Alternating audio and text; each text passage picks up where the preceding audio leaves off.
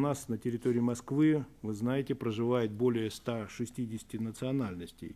Естественно, все они имеют свои особенности, все они по-своему яркие и проявляют именно свои национальные достоинства в самом лучшем свете. Вместе с тем, определенные процессы, которые переживает город Москва, ну, в частности, многие забывают, что и национальные отношения, как и любые другие идеологические инструменты или политические инструменты, они все равно базируются на экономическом базисе. Москва изменяется очень сильно.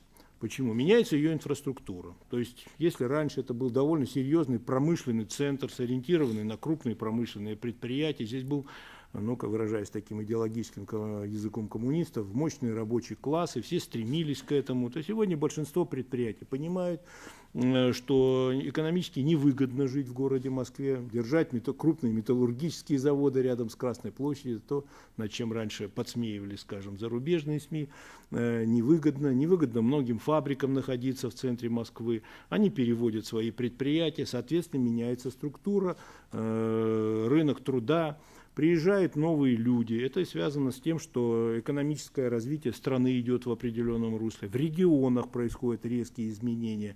И понятно, что если в каком-то регионе меняется или возникают какие-то сложности с работой, они выбирают то место, где они могут себя реализовать. Люди выбирают место, то, где они могут себя реализовать лучше. Поэтому в Москву прибывают значительное количество мигрантов. Очень много мигрантов у нас прибывает из бывших стран СНГ, это вносит определенное своеобразие в жизнь Москвы.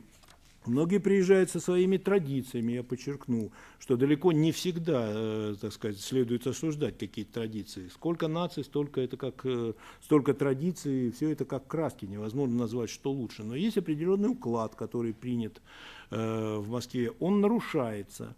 Но это как бы столкновение, как вот говорят социологи, культур. Это в меньшей степени раздражает население. Опросы показывают, что сегодня самыми раздражительными факторами является преступность, почему-то ее называют этнической преступностью, хотя, в общем-то, здесь абсолютно роли никакой не играет национальность, раз. Второе, это, конечно, рабочие места. Вот это вот традиционные, да, понаехали, они зависят от того, что крайне сложно устроиться бывает на работу. Москвич не привык к тому, чтобы это было сложно, особенно в последние годы там советской власти. Все помнят, что рынок труда был достаточно большим, можно было легко найти любую работу, во многих НИИ просиживали там штаны, протирали штаны, можно было легко заработать какой-то минимум на свою жизнь. Сегодня нет, сегодня приходится потеть, раз. Во-вторых, конечно, некоторые нерешенные вопросы в области законодательства в этом аспекте, я не имею в виду национальные, а именно другие. Минимальная оплата труда, ну, какая она там до 5000, понятно, что это столько сегодня стоит проездной, значит, на эти деньги невозможно не только реализовать себя, но арендовать жилье, прокормиться, так сказать, выглядеть достойно. Ну, отсюда, как бы, так сказать, некоторые вот проблемы и у москвичей, и у приезжих. Естественно, многие москвичи остались без работы, потому что то, что я сказал, например, металлургам сегодня в Москве делать нечего. Многие другие фабрики, заводы тоже уехали. Образование, профессия потеряли смысл. Надо быстро переквалифицироваться. Причем не всегда в то, что традиционно там пропагандировалось как престижное, где можно было заработать орден, медаль, заслуги. Сегодня это как бы немножко смотрится все по-другому. Но в том числе, несмотря на вот эти все проблемы, надо отметить, что тем не менее между этническими конфликтами, то есть и общинами конфликтов не возникает. Проблемы небольшие. Значит, опросы показывают, социологические исследования показывают, что приблизительно 60% считает, что существует и недовольны межэтническим напряжением. Ну вот цифра, иллюстрирующая, кто с этим сталкивался, она показывает, что 5-6% могут привести факты, значит, межэтнических столкновений. И то все это довольно, так сказать, натянуто. В целом, получается, что у нас присутствует ожидание межэтнических конфликтов, и это оказывает серьезное влияние на население.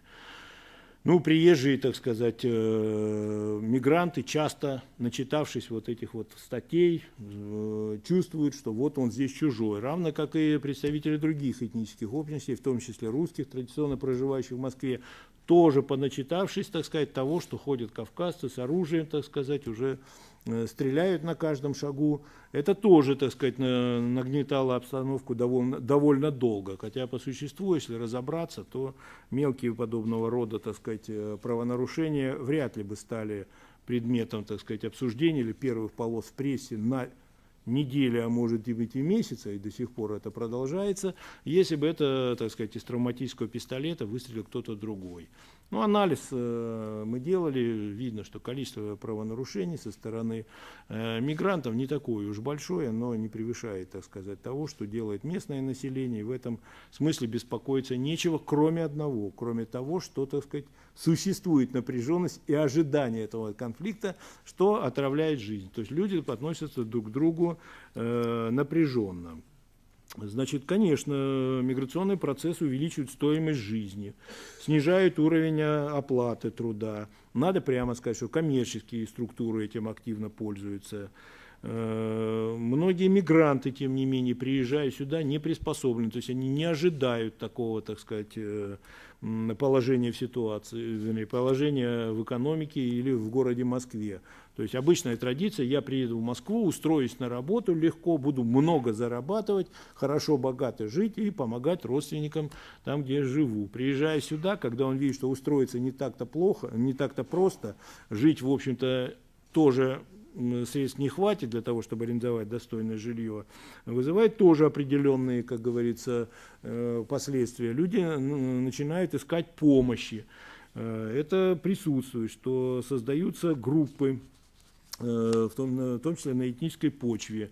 И надо сказать, что вот эти вот противоречия, которые в этом случае объединения по этническому принципу, часто используются в том числе и криминальными структурами в своих интересах. То есть идет прямая эксплуатация со стороны и отдельных криминальных структур, и коммерческих структур, эксплуатация вот труда, что, наверное, должно быть в конечном счете отрегулировано.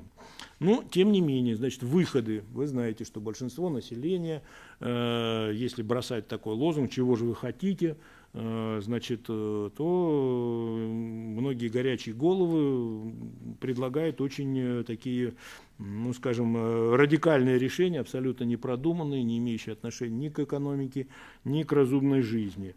Значит, ну что там, ограничить въезд, запретить въезд, ввести там институты прописки, значит, выселить, отделить Кавказ, я так называю то, что у всех на слуху, значит, изгнать, ну там, я извиняюсь, чуть ли не уничтожить всех врагов.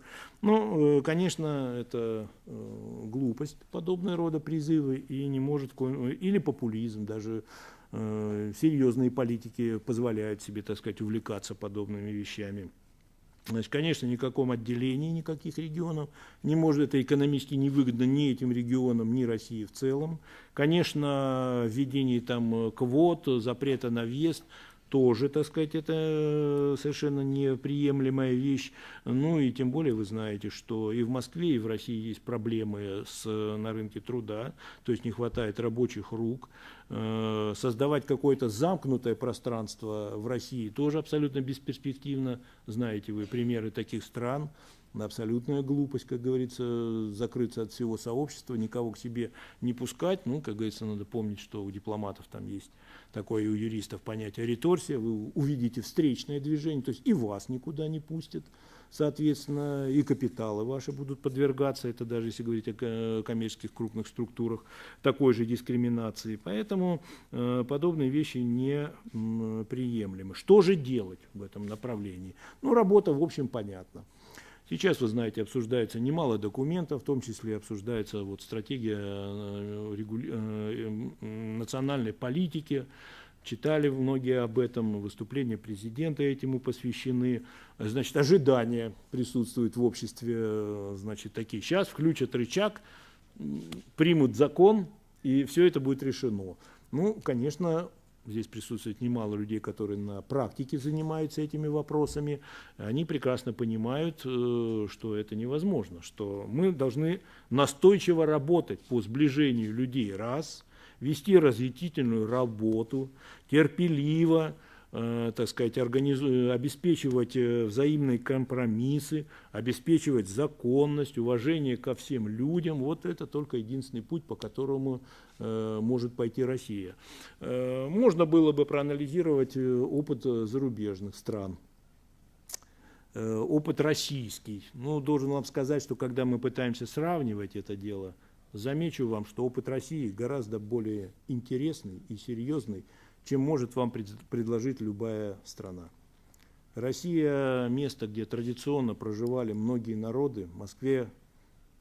Москва – традиционный интернациональный город. Увидеть здесь человека в тюбетейке, в папахе, так сказать, это, как говорится, норма вещей с древних времен. Да? Никогда это ни у кого не вызывало удивления, и прекрасно мы знакомы с культурой всех этих стран, все они нам родные и близкие. Однако, как говорится, присутствует такой вот элемент разжигания межнациональных противоречий, приводя факты поведения, ну, неадекватного или неправильного поведения, вызывающего поведения со стороны определенных, так сказать, людей. И здесь ни в коем случае нельзя употреблять слова этносов. Да? Это абсолютная ерунда. Почему? Потому что, ну вот, приходилось нам беседовать с многими представителями народов Кавказа, с их правительством, руководством. Ну, во-первых, они сами глубоко возмущены подобным поведением. Это раз. Во-вторых, ну вот представьте себе, приезжает сюда молодой человек. Сколько стоит снять квартиру, да? Ездить на Порше, так сказать, отмечать свадьбу в Москве, догадываетесь, какие деньги. Знаете, сколько таких людей в Дагестане, в Чечне, вот кого упрекают в этом? Во-первых, это единица. Это та самая золотая молодежь, которая всегда традиционно ведет себя вызывающе, нахально, скажем так, везде. И задача общества поставить их на место. Всего общества. И никто не против, ни на Кавказе, ни в каких-то других регионах, чтобы побороть это явление. Поэтому распространять подобные вещи на представителей каких-то народов, ну, как минимум, это проявлять абсолютную неподготовленность. Что ждет Москву в дальнейшем? Мы понимаем, что такой обмен будет идти. Это норма вещей, это требование времени. От него мы никуда не уйдем, да и незачем, собственно, от него уходить. Это радоваться надо, когда все хотят приехать в Москву и реализовать себя. Значит, и у работодателей, и у правительства есть выбор, так сказать, могут пригласить и лучшие умы, светлые головы, и золотые руки, как говорится, и все что угодно. Поэтому абстрагироваться от этого, те, кто призывает к тому, что как-то это ограничить, нет, это не путь. Значит, нам надо развивать. Ну, вот традиционно упоминаю вам про молодежь. Это, конечно, в нашем деле всегда слабое звено. Люди молодые, не всегда сформировалось какое-либо мнение, твердая жизненная позиция, легко попадаются, значит, на ложные там призывы, не всегда, так сказать, хорошо знают опыт предков. Напомню, что наши предки создавали эту державу, в общем-то, все вместе, и это традиционно, дружно и мирно жили. Вот, кто пытается вбивать клин, ну, во-первых, так сказать, вопрос, почему это происходит. Есть определенные силы, которым все-таки интересно, чтобы рознь в России расцветала, но вряд ли это у них получится. Вот. Но молодежь падка на различные экстравагантные выходки, которые им предлагаются. Вы видите, вот и футбольные матчи, и все что угодно, разжигание, там, мне даже в голове как бы не укладывается, как это можно болеть за иностранцев против там родных клубов. Довольно странно, да, так сказать, звучит для вот всех, кто там чуть постарше или имеет какое-то уже утвердившееся мнение. Значит, бороться надо с этим. И я так скажу, что в этом направлении путь, конечно, понятен, что делать, и пройти по нему нам придется, и победа здесь для нас, для всех гарантирована. Ну и в заключение, значит, скажу, что сегодня в России существует патриотизм всех народов, и все народы прекрасно понимают, что вместе жить легче. Вот, поэтому мудрость народов, многовековой опыт межнационального общения, как я сказал, и предков, и нас, это, в общем-то, образец для поведения и гарантия того, что наша страна переживет времена эти и уйдет в будущее с богатым прошлым. И многие у нас еще будут учиться становлению межэтнических отношений.